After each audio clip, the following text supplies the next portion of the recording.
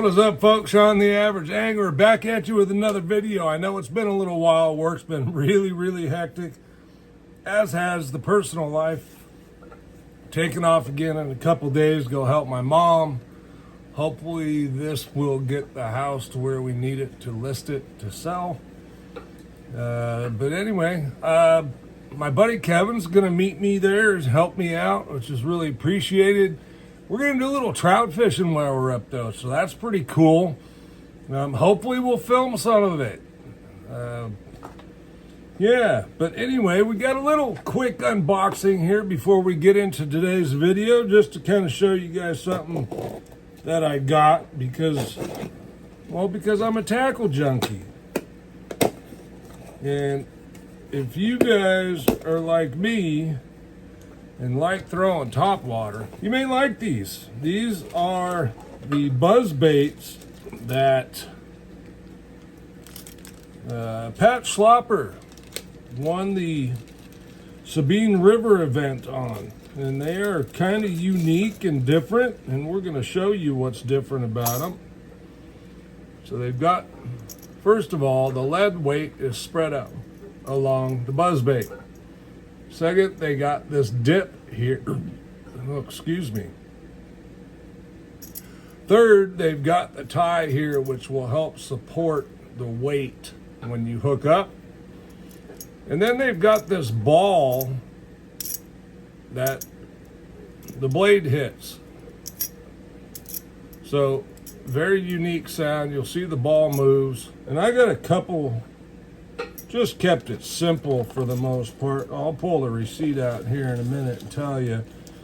But I got black and I got gold. And these are the mediums, okay? Medium and large being the size of the blade. So you'll see these blades are, I would say they're smaller than some of the other ones I have, which means you're gonna move them a little faster. That's going to depend on the weight you get, and it's also going to depend on the trailer you put on it. But anyway, very unique buzzbait. And buzzbaits are kind of one of those things that when you get one that has a unique sound, it can be a huge difference maker. So I'm always looking for something unique. I especially like things that aren't available local. So these are by Brazalo Custom Lures.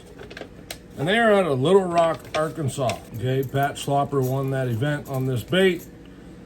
They produced a bunch, put them out. I don't know that they're going to keep selling them. Last time I looked on the website, they still had some. Again, it's Brazalo, B-R-A-Z-A-L-O. Tell them the Average Angler sent you if you decide to go get some.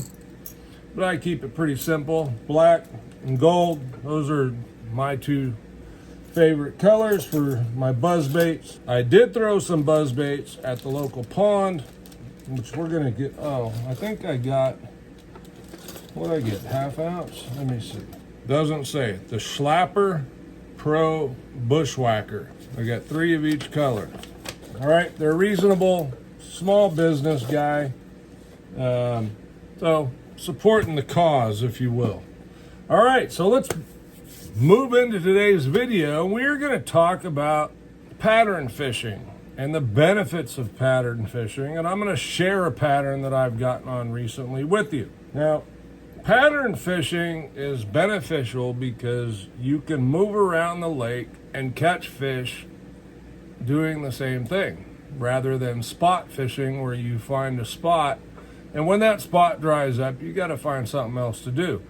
So ultimately, we'd love to all be pattern fishing because you can just bounce around the lake and continue to catch fish doing it. Now, I have been fishing several times. Video problems in the local lake, quite honestly. My offshore spot's been brutalized from me doing videos there.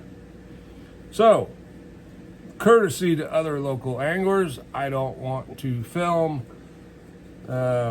where spots can be seen. So, that said, I got on something much better this past week, and that was a pattern. And pattern fishing enabled me to move around the lake. I fished about half the lake in a 2-hour time. I hooked up with 8 fish in the boat.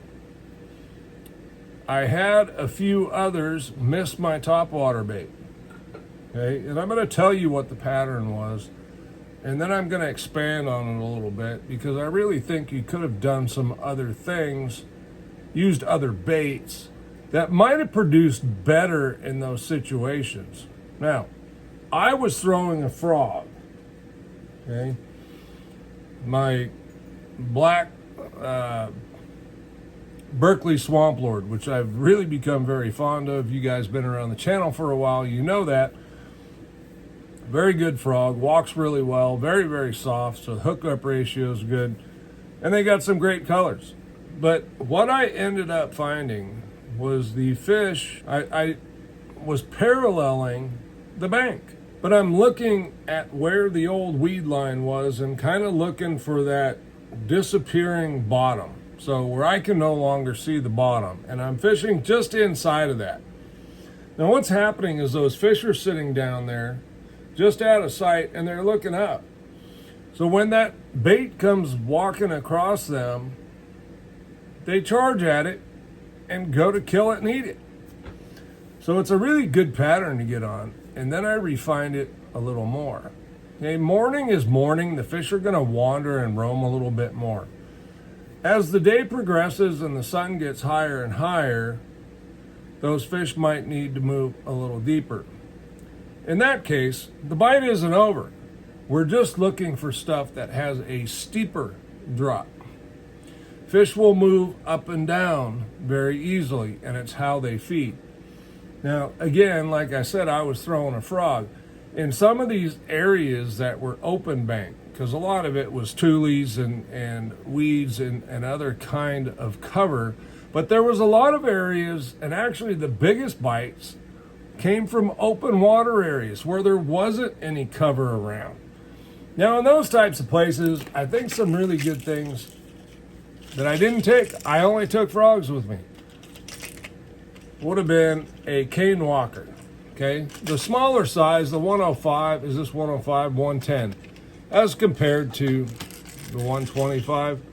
And I really think transparent type colors, okay? The frog wasn't transparent, but because these baits are bigger than the bait in the lake, I like to go to things that are transparent. Give the fish a little bit less to look at. A feathered tail on the back is going to give them something down in the water to kind of key on. So those are some good choices. The other thing that I really think would have worked really well was a popper. Okay, here's one here. Funny story. I actually pulled this out of the box in the morning and was gonna tie it on because I thought, you know what, I should probably have a popper rigged up. And I ended up saying, you know what, nah, I'm just gonna frog fish. I'm gonna run out of time, because I only wanted to go out for 2 hours. Started to get a little warm, and it was just kind of, you know, I told my wife on Father's Day I would be home by 10:30. So I needed to be off the water by 10. I think that popper would really, really do some damage. Okay, especially as that sun gets higher, you get something transparent. You see how this is transparent? What's going to be visible is a little bit of orange up here, and then you've got the feather in the water. In the morning when the sun's lower, and if your lake you can get on before 8 o'clock, all the better, right? Then I would probably go with something like bone. That bone, Splash It. One of my favorites. Look at that, I got line in there. Pretty simple pattern, guys. Now, some interesting things about it. I fished the day before with my friend Kevin, which is how we kind of discovered a topwater bite. But we've discovered a few other things. One, we got a couple of deep structure fish, rock piles, okay? But very few. The fish were definitely keyed on looking up and coming up to strike. Now, we tried some other subsurface baits and really didn't get the same charge out of them. So apparently they wanted it on top. The topwater bite can go long into the day. You might get fewer bites, but a lot of times the fish tend to get generally bigger. The other thing you can do, like I mentioned, is look for those steeper wall areas of the lake and fish those, because those fish are going to use those throughout the day to feed. And they're opportunistic feeders, and when they want to feed up, that offers them a great place. Now, my lake's really, really clear, so if your lake is stained or dirtier, things can change a little bit, and you may not need to be near an edge. It could be in open water, it could be out over points. Typically, shallower flats and dirtier water tend to do really, really well. Pattern fishing allows you to move around the lake and catch a lot more fish and just keep doing what you're doing. It's the beauty of any time you're out fishing, establishing a pattern should be the ultimate goal to help us catch more fish. It's not always as easy done as it is said, but it is the goal of what we're trying to do. Now, offshore stuff could be a pattern, but it could also be spot related, because you need to find what the fish are holding on structure wise. Ledge fishing is a perfect example of that. Rock piles, another perfect example of that. You can still be pattern fishing, but those are going to be a little bit more location related, because they are relating to something instead of just fish doing the same thing throughout the lake. So hopefully that made sense. I'm Sean, the Average Angler. Thanks for watching. If you like this kind of content, hit that subscribe button. If you missed it, go back and look at the drawing video. I am giving away a Grow Designs 170 or 150. It will be the winner's choice. Very hard to get.